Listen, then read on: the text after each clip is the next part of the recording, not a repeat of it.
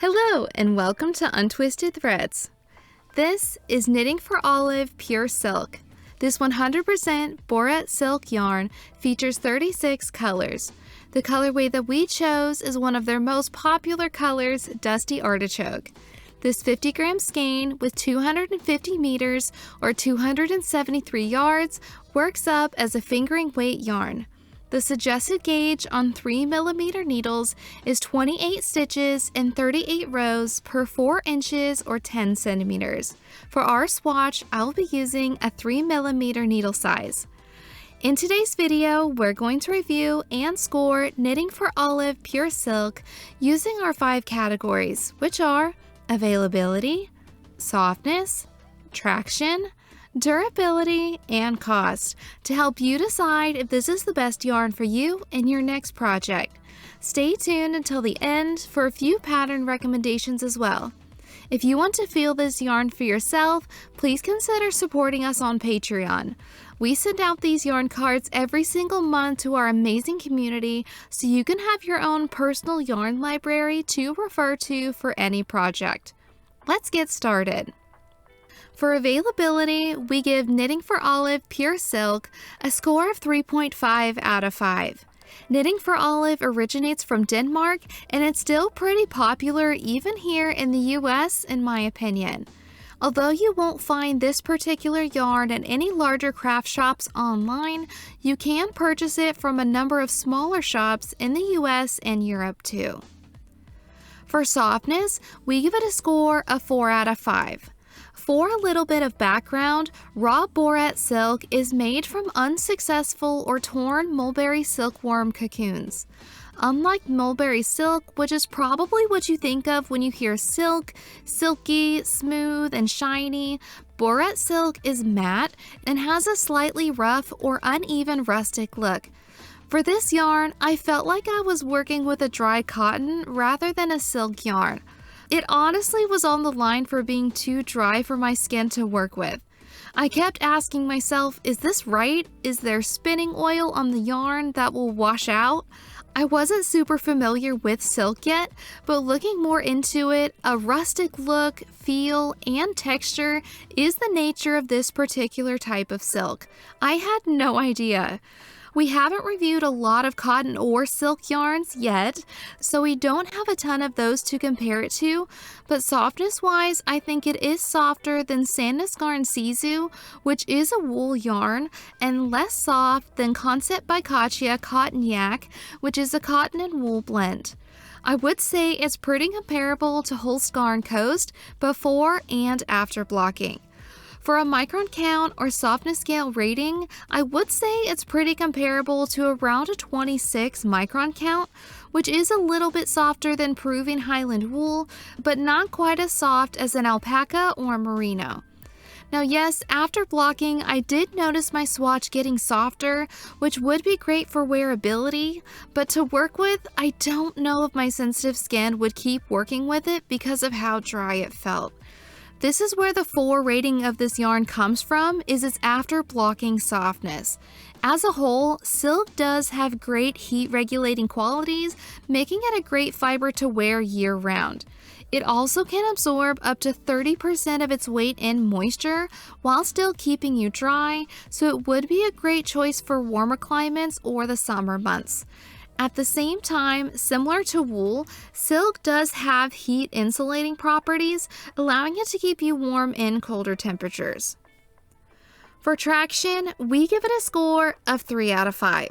When working with it, I initially wanted to give this yarn a 1 for traction because of how dry and slow I felt like I was moving, but in comparison to others, it's probably more of a 3.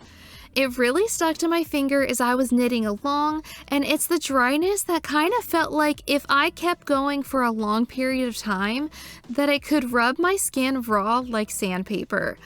Like, do I need to be wearing gloves to knit with this yarn? Okay, maybe it's not that extreme, but yes, it did have some drag, and it did noticeably irritate my skin. I know it's a hassle, but maybe in the future I would pre-wash the yarn so it would be a little bit softer to work with for my sensitive skin.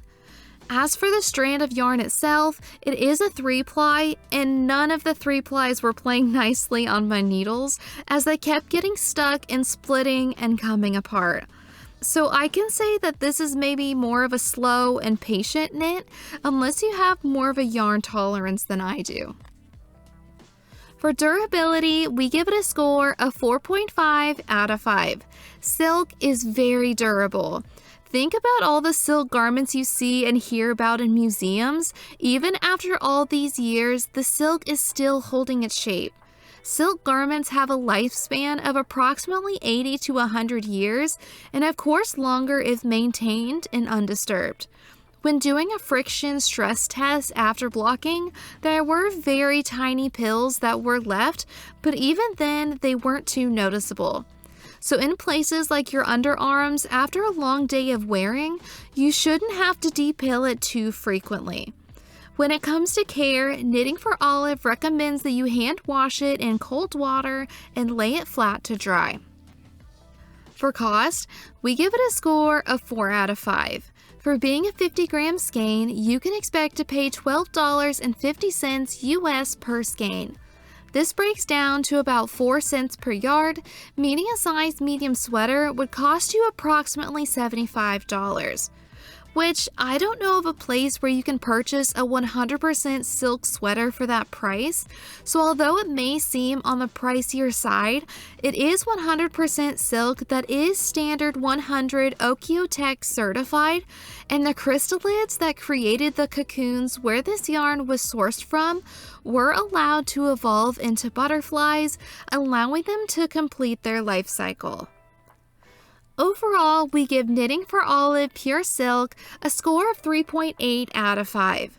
This yarn has an amazing durability, drape, and I can absolutely see how it would be a good choice for spring and summer garments. I also love that this type of silk uses the unusable mulberry silk pieces of the cocoons, giving it a unique rustic and matte finish to the yarn. It was interesting to be able to learn about Jouret silk and to know that Knitting for Olive follows ethical, technical, and environmental standards.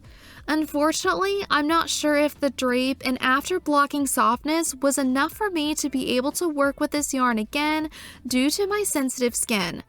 It is beautiful and it's something that I will consider, but personally, I think I'll be on the hunt for a sensitive skin friendly alternative.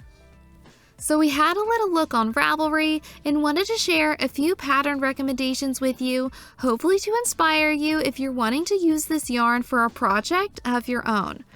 The first pattern is the Sailor Swift top by Veronika Lindberg. Ranging in sizes from extra small to 5XL, it is a simple tank top with a slight racerback shape. It features a classic stripe pattern and an I-cord edging around the armholes and neckline.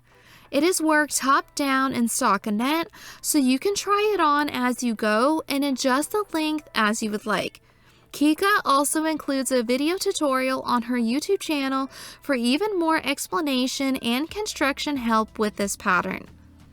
The next pattern is the Classic Tee by Kay Hopkins. It ranges in sizes from extra small to 5XL and recommends holding 2 lace weight strands together, but you could use a single strand of this yarn as long as you meet the gauge recommended in the pattern. It is a seamless construction from top down with a high raglan sleeve. The V-neck edges are worked as you knit the yoke, so there is no need for any finishings. I think the combination of the oversized fit of the pattern and the drape after blocking this yarn would make a perfect staple t-shirt for spring and summer. The last pattern is currently on my to knit list and it is called the Pie Camisole by Cray DS Studio. It ranges in 10 sizes from 2 extra small to a 5XL and recommends negative ease up to 4 inches or 10 centimeters. This classic design is knitted top down with front and back pieces separately before joining in the round under the armholes. It features an Italian cast-on, left and right increases, and 1x1 ribbing. When this pattern came out and really became popular last year, I was shook. I'm so in awe of how beautifully constructed this simple yet timeless piece is. Have you used Knitting for Olive Pure Silk yarn before? What yarn would you like for us to do a review on next? We would love to hear your thoughts and recommendations in the comments below. If you enjoyed today's review, please give this video a like and subscribe to our channel, and we'll see you next time.